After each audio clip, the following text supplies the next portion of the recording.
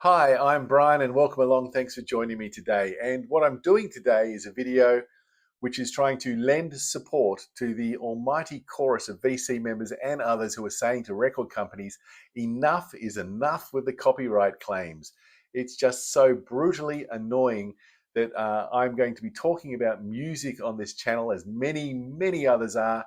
And rather than being able to play snippets of the band's or the artist's songs, we're forced to sort of mimic them, Oh, darling, don't you love his Paul's vocal there? Well, do. And it just becomes a little bit ridiculous. But you try and let the audience know how much these songs and this music means to you because you want to share it and get it out into the wide world so other people may pick up on it as well.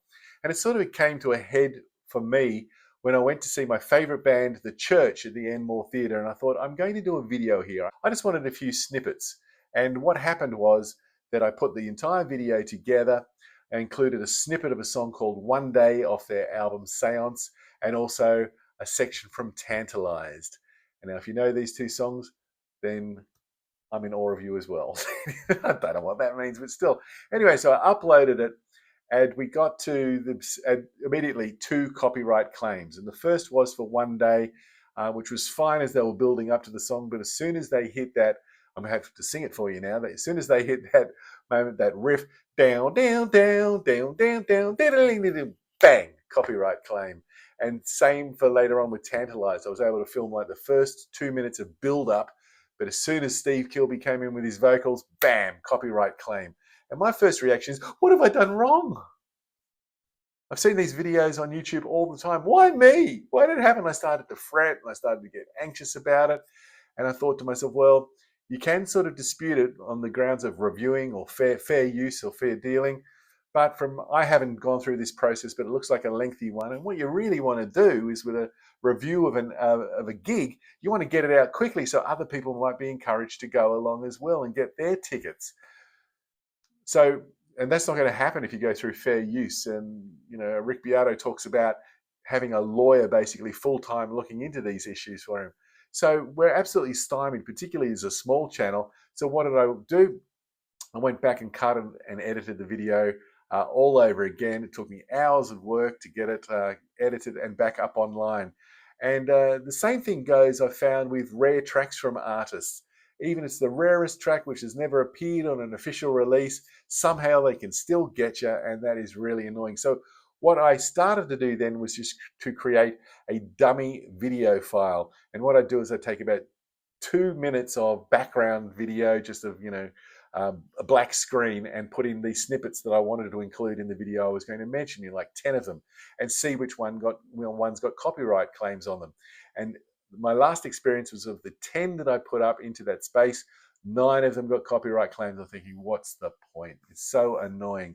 But why can't we promote, review, and share this music? Surely we're doing this not for our own love of money, but our love of music and wanting to share it. I mean, nearly all of the channels that I follow and I subscribe to in the VC don't have their channels monetized. A lot of them could have their channels monetized, but they choose not to, because there's nothing worse than getting halfway through. So on the second track of this album, you'll find that the band is going, "Hey, have you ever thought about constipation?" or anything like that.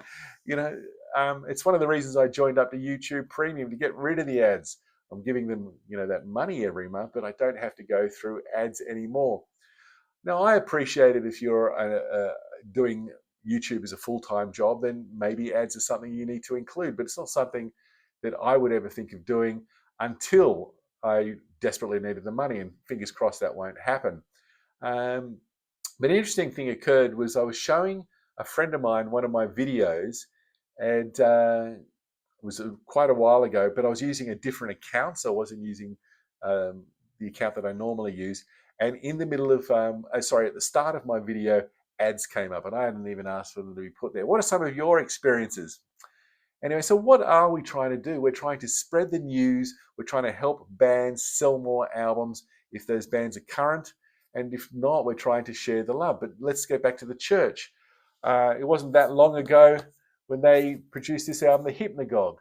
Now, there would be a lot of church fans who go, oh, I don't want that. Marty's not on it, blah, blah, blah, blah, blah. It's the church. It's got Steve Kilbey. I want to have a listen to it. And so I was able to talk, even though I haven't done a deep dive yet into the album. And the same with the follow-up, both double albums, Eros Caesar and the Perfume Guitars. I sort of wanted to talk about them saying, hey, it's really good. It may not be the same church that we're always used to, but these albums are really great. And so maybe a copy of either of those albums is sold because of what I had shared.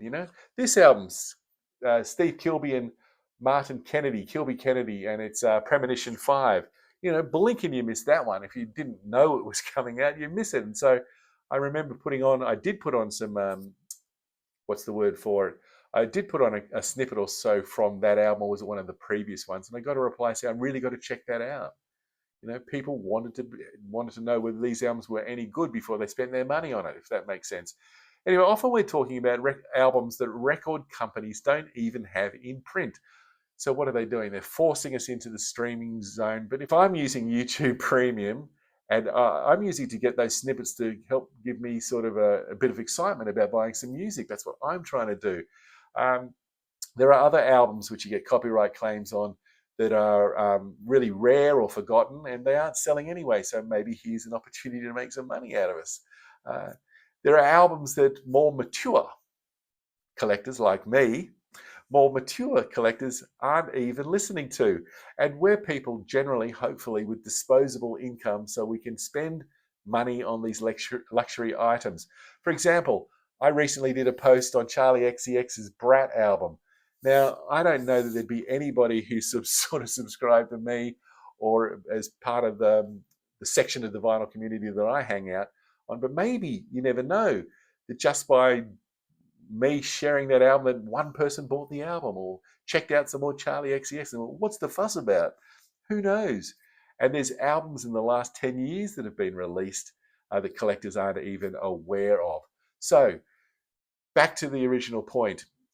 In the words of Phil Aston on Now Spinning magazine, Rick Beato and Justin Hawkins and other people, let us, record companies, help you to find more audience or a new audience for these albums, and let us get back to be able to listen to music on our YouTube clips, on our YouTube videos, rather than talking to it. Oh, I'd like to be under the sea in an octopus. It's not the same.